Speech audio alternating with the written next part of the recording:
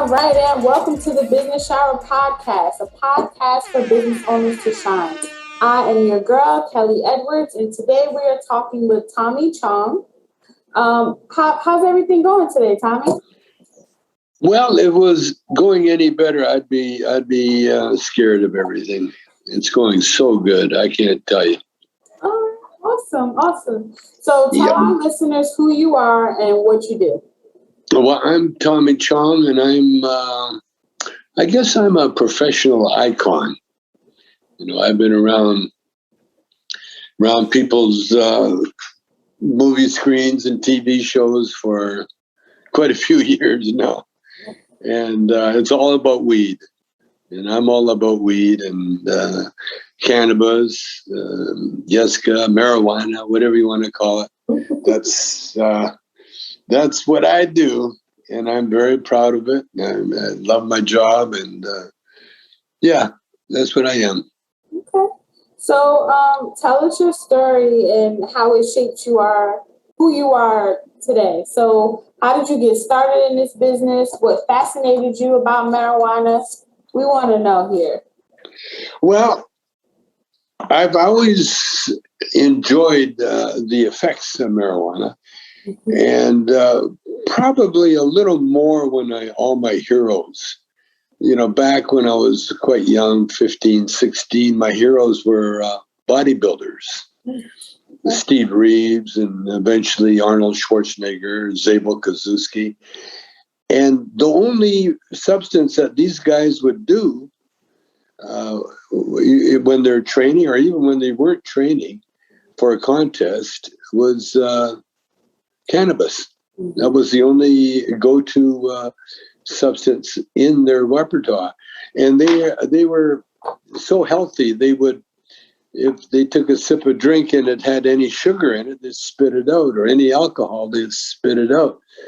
But they would smoke the cannabis because they knew from their studies that the cannabis was and is a medicine. And a very helpful medicine at that, and so therefore, when I started using it, and I did use it for medical purposes. I used it to quit smoking. Ooh. I used it to quit smoking cigarettes. Yeah, that's why I said, I know somebody who needs to stop smoking. So every time I felt like a cigarette, I'd light a joint. And eventually, because you don't crave marijuana like you do. I mean, you do psychologically, and you get habits. And if you got it in your house, you will smoke it. I mean, if you're like I am. But I'm talking about these habits that control you. You don't control them. And that's what I found out about cigarettes.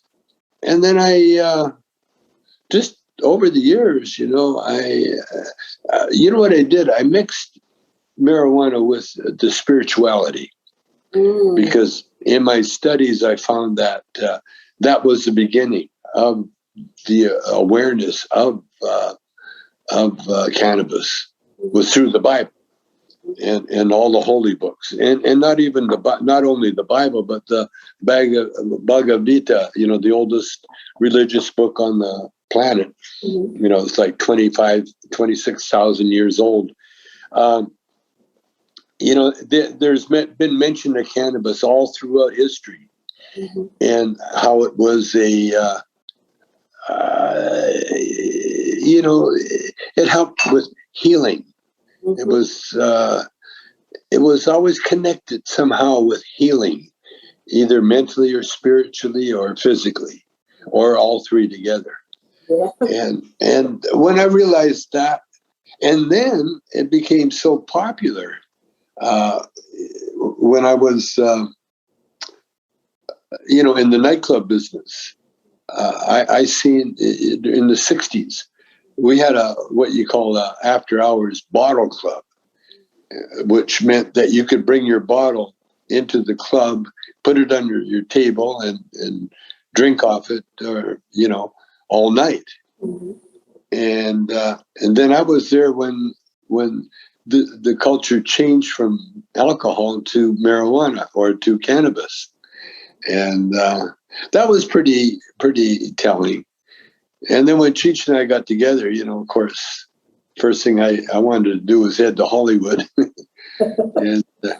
and because I knew right up in Canada, I had been in show business long enough to know that when you get a dynamite duo like we were, the first thing you want to do is get it shown, get it exposed. Exactly. And so we were in Hollywood. So it's always been in my life, always been in my plans, either health-wise or money-wise or movie-wise, anything to do with entertainment and cannabis. I don't like to say marijuana because marijuana was it's like a slave name, It was what they used that name to make it illegal. Yeah. And so I prefer the use of cannabis. Because as long as it was called cannabis, it's even in the Bible as canna. But cannabis is a very respected plant. Yes. Whereas marijuana is a racist slur against Latinos, against the Chicanos, and so that's my love with marijuana. Okay. I mean cannabis. Yeah, see, we wasn't even supposed to be saying that. Okay. So what was the biggest pain point, if any, that you dealt with during COVID in regards to your business? Were you affected by COVID at all? I mean, I know a lot of people. Well, yeah. Yeah, we all were affected. Okay. We had to stop our live show. And we had quite a few bookings that we had to cancel. Okay. I wasn't the least bit disappointed or hurt or anything. Mm-hmm. I've always taken life as it comes. It's just like watching a movie. Yeah. You can't skip past the bad parts in real life. Right. You have to endure them and learn from them. Mm-hmm. And so I've always. And I became a student of life, in as much as when I went to prison, I had to figure out how to get through it, and it was pretty easy, because it opened a lot of thoughts in my mind that I'd never had before, and I really appreciate everything, That's when you go to prison, it's such an experience, and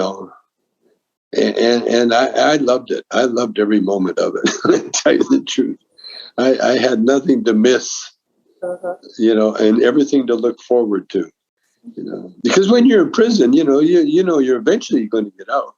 For the most part, and while you're there, while you're there, you just gotta, be in the moment, and it's so exciting because a prison is very huge, and when you're like me, I was like a celebrity. I had the run of the prison. I could go anywhere, and just as long as I told them where I was going. So, and then the only thing is I wouldn't smoke in prison. I had a lot of offers, but they were from snitches that wanted to knock time off their sentence by, getting me to smoke pot. But they would try to get me to smoke pot, then they would give me a drug test. And I almost felt like...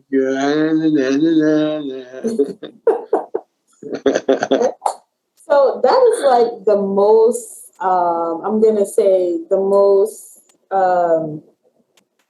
happiest thought about prison? Because every time someone comes up here and they say, you know, they've been to prison before, it's always a negative experience. Yeah. But you had a pretty good experience, right?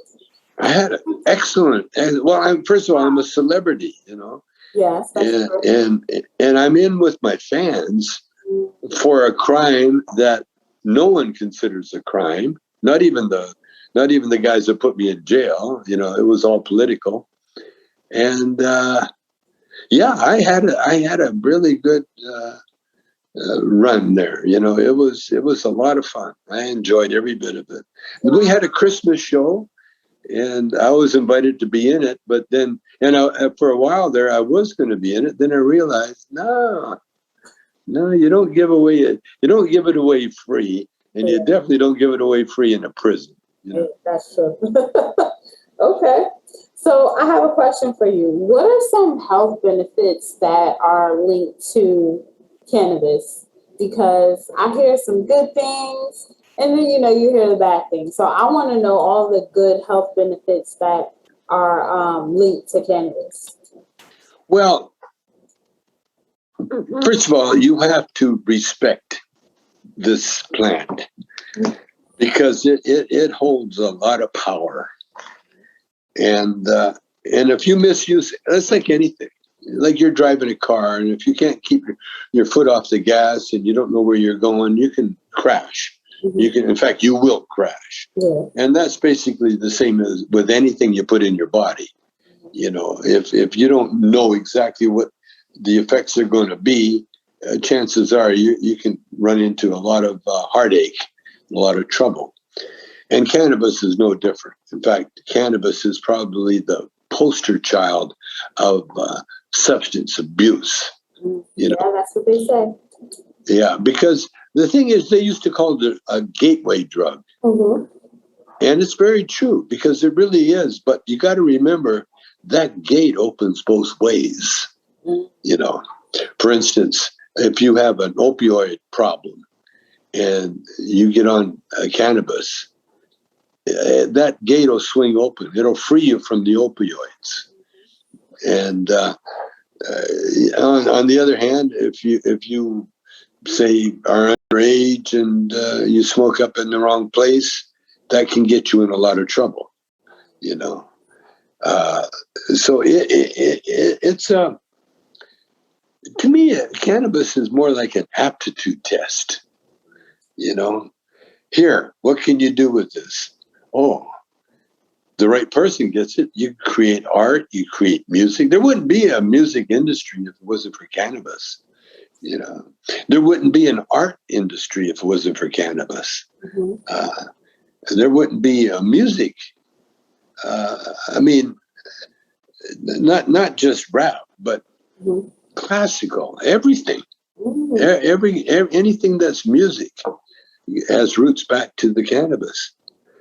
And the humans, and by the way, I don't disparage anybody that has opposite views of me, you know, nobody, because we live in a physical plane where opposites are the norm. And, you know, that's why when you see people get upset over the vaccine and the vaccinations, it kind of strikes me as being silly. Because of course there are people that won't take the vaccine. Of course there are people that are afraid, you know. Of course there are people that would rather things be just the way they are, you know. And for the most part, these are people without a future. You know, the future is now for them. On the other hand, if you are concerned about health of the people, that says a lot about you, because that says that, first of all, you are aware, you're awake, you see what's coming down, you see what's happening. That's number one. Number two, you realize the danger that this pandemic poses, and it poses a very serious danger.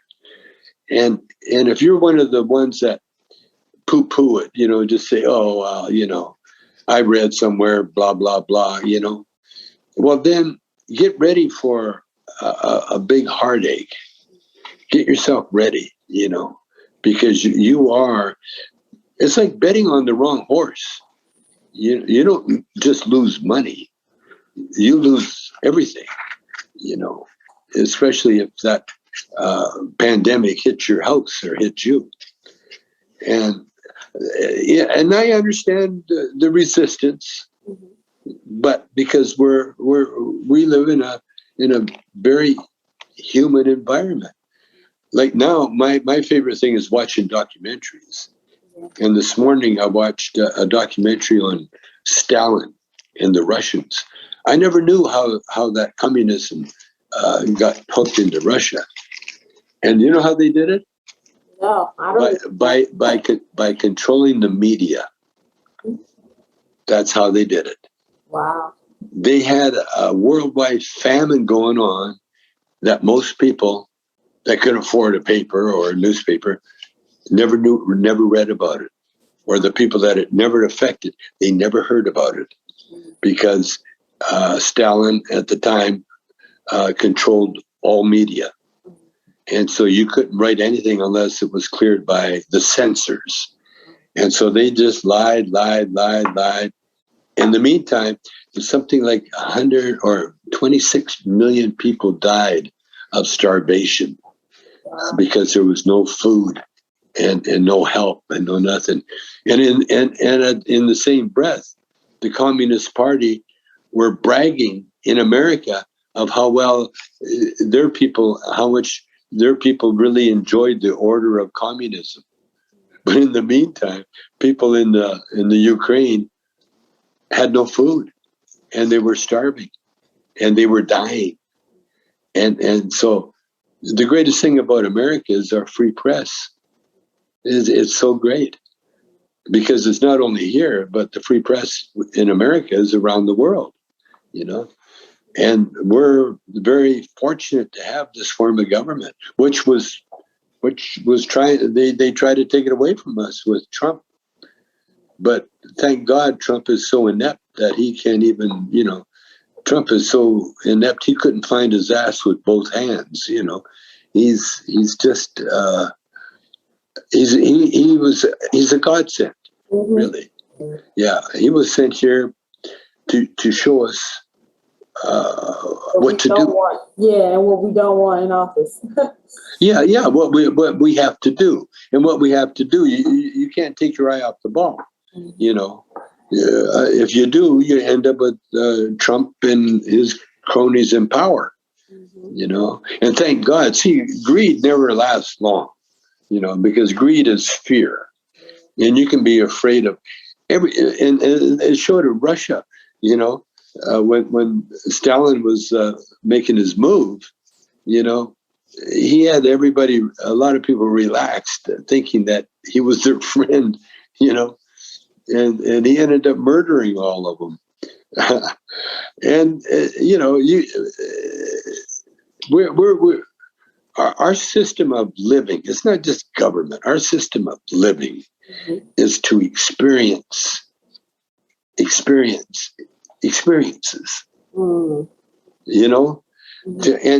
you just can't experience the good. Yeah. In order to understand what good is, you have to know what bad is. That's true. In order to know what being satisfied is, you got to be unsatisfied. Absolutely.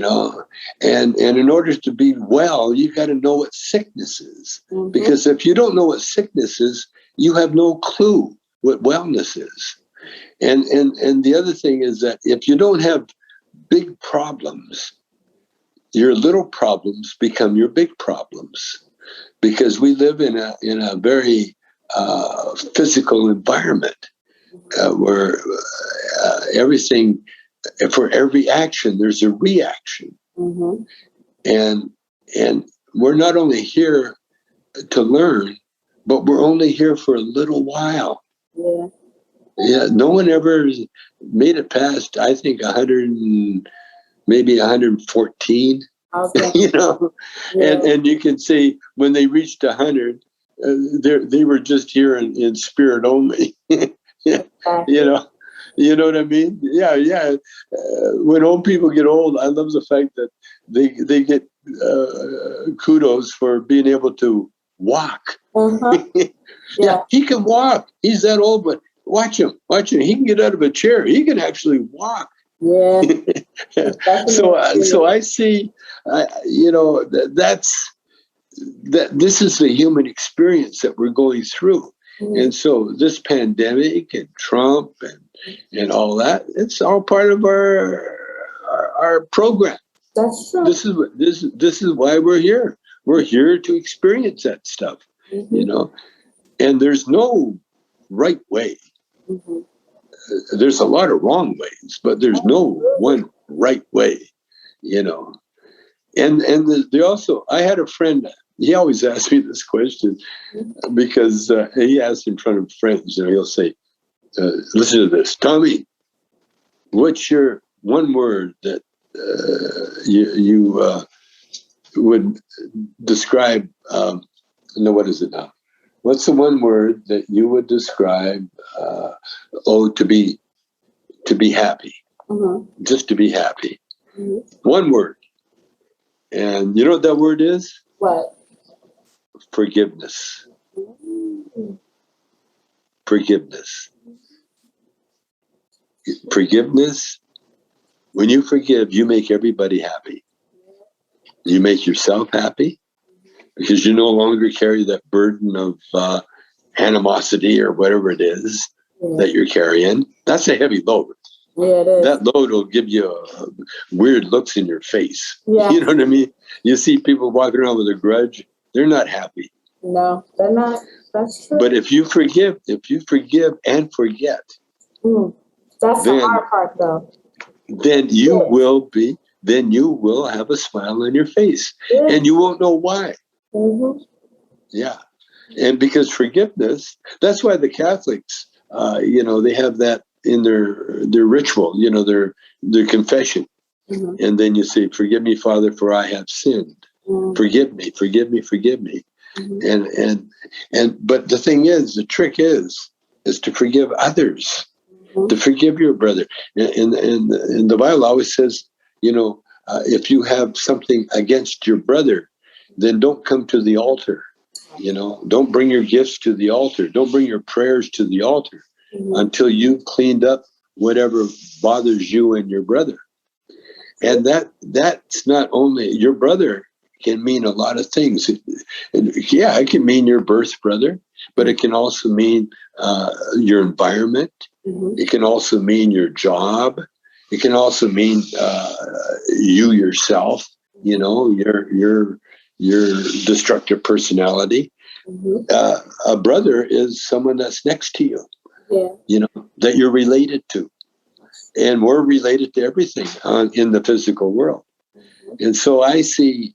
And it's forgiveness also gives you an aura of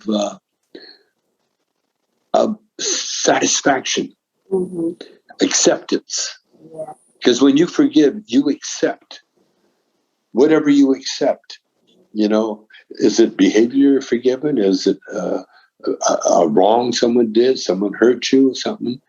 But whatever it is, you're eliminating that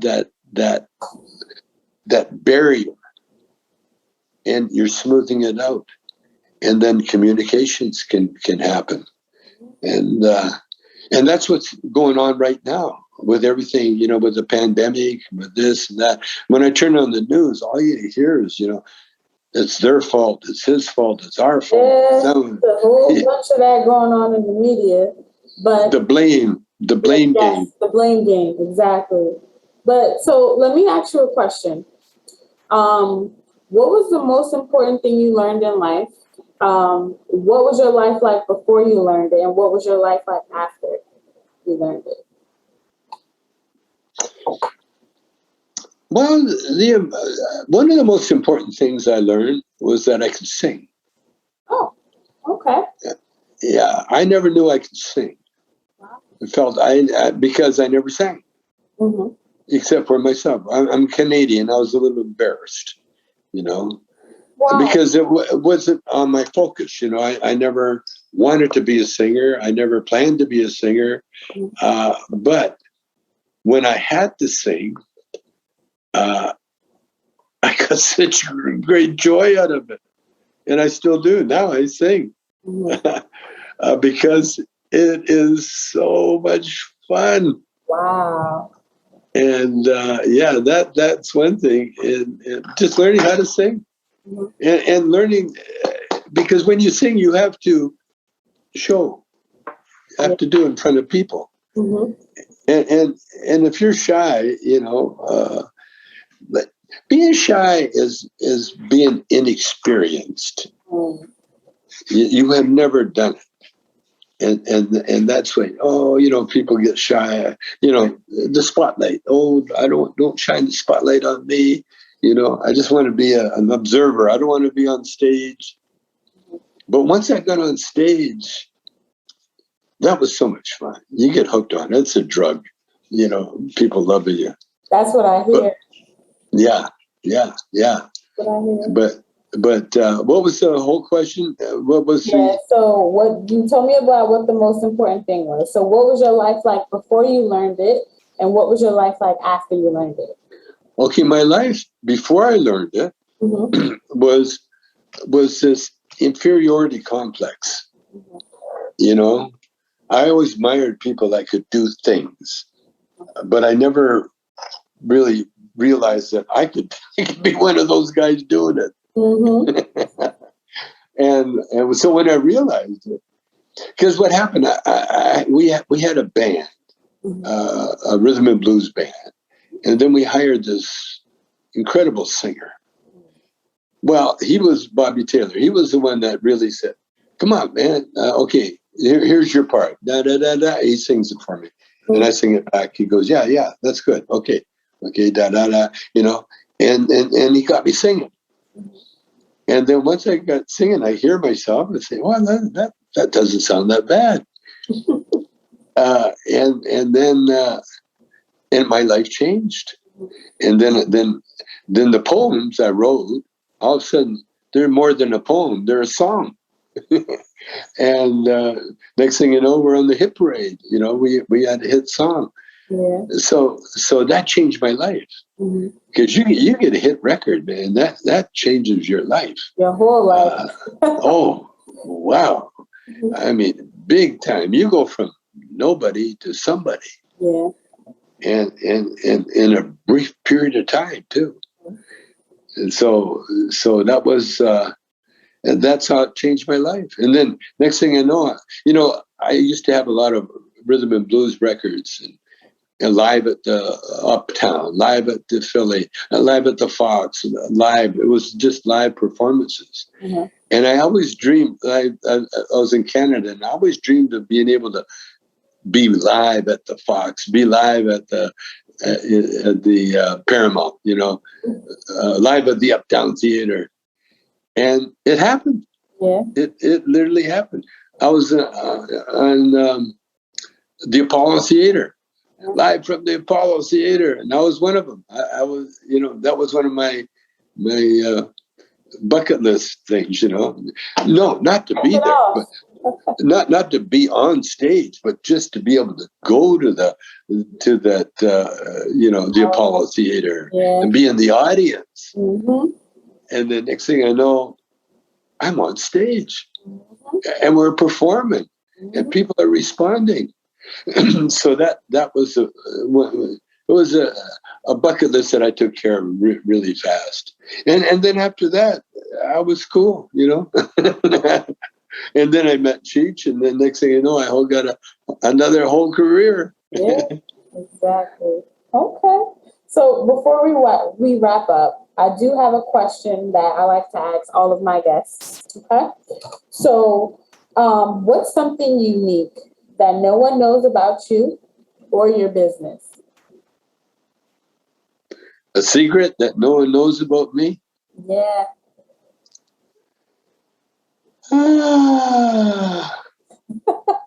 Secret knows about me. You or your business. It could be you or your business. Oh, the business is the cannabis, we got dispensaries on our way, and we're selling a ton of CBDs under my name, Tommy Chong. Okay. And what is? Oh, God, I don't know if I should even say this. No one knows about it, but Cheech met Obama, and when Obama was president, it was toward the last year, and he was giving out awards, and Cheech got an award for being a Chicano. And so Cheech, when he was talking to Obama, who knew who Cheech and Chong were, by the way, Cheech mentioned the fact that I needed a pardon, and Obama said, absolutely, you fill out the forms and I'll pardon them. Well, it came down to, I had to make a choice to pardon or not to pardon. And I chose not to get pardoned. Because especially Obama, you know what? They put me in prison under really false. I've got nothing to get pardoned for. Yeah. I was not guilty of any crime. What happened was that my son, who they could have went after, but I gave myself up instead. He was the one that technically broke the law. But now that we find out that it's essential, so that wouldn't work anyway. So the one thing that no one knows about is that I intend to go after the government for money that they took from me when they arrested me. I don't want to be pardoned. I want to be found not guilty. Yeah. I want to change my plea because they forced me into pleading guilty because of the deal that if I didn't plead guilty, they would go after my son and my wife. And so what I want to do is get in front of a judge, the same judge, and change my plea from guilty to not guilty, and to have all the money that they took off me restored back to me with interest, because it's been 20 years almost. And that's the one secret that you got it for the first time. I was gonna say, oh no. anywhere on TV or anything, you're the first to hear my plans about reparations, I think it's called. Yes. Yeah. That's what I'm going for. And it's not just for me. It's to clear the record for so many people that ended up in jail for 20, 30 years in life for doing exactly what I've been doing all my life and keeping me healthy. Yeah. So we've got that's my very near future. Okay. Yeah, because I know the pardon didn't seem right. I'm being pardoned for something I didn't do. That doesn't seem right. And not only that, but Trump kind of ruined the pardon process. Pardoning all those thieves or crooks and guys. But it's not going to do him any good because he's going to end up in jail too. Yeah. Okay. So before we wrap up, let our listeners know how they can connect with you online. Shout out your cannabis business and your podcast as well. Well, go online, tommychong.com, www.tommychong.com. It lists everything I'm doing, what I've got there. We got CBD being sold all over Facebook and all over the place. Tommy Chong CBD. We're opening at dispensaries and we're going public. So if you want to invest, you can again log on to tommychong.com, and there will be links that you can connect with our people. And as far as the medical goes, I'm working on a program where I want to keep the medical marijuana alive, and if we can't do it, no, we'll do it. I know we'll do it both ways, but I'll get the private sector. And what I want to do also is do a crowdfunding, GoFundMe. And what I want to do is create a production company that we can help the people, say, in Afghanistan. Hire all the interpreters as actors. Bring them over. Hire the kids at the border as actors, and get them into the movie industry. Because they all have stories that should be told, and they should be getting paid for it. So many times, people will take a story from a tragedy, and everybody gets paid except the people in the tragedy. Exactly. So and everything's worth money. Stories are worth money. Absolutely. And I want to see that the right people get paid for their stories, because you don't go through all that and then give the story away. It's worth money. Exactly. And it's the kind of money that you can live on, and put your kids through school, and you can get a nice home. You can live like a movie star. Exactly. Because I want to make everybody in need a movie actor, if nothing else, or a technician, or a grip, or a director, or whatever your talent is. I think that we should have a national movie company that hires people, and that way you're not just giving money away; you're paying people to work. Exactly. And I've got some really good ideas. I was just gonna say, you better put that idea to work. Okay. I'm going to do it, and I'll do it with the crowdfunding. Yes. And you guys will have my ducks in order, and then you'll get the call, and then I'll have you guys help me raise. I figure $1 trillion should do it. Yeah. And we can do that. We can raise $1 trillion and pay everybody. Okay. Pay everybody for their stories. Yeah. Okay. Doesn't that sound good? It does sound good. Sounds really good. Yeah. Wow. That is a wrap for this episode. Tommy, thank you so much for joining us today. Thank you for educating us today. My pleasure, my dear. Awesome. So that is a wrap for this episode. Peace.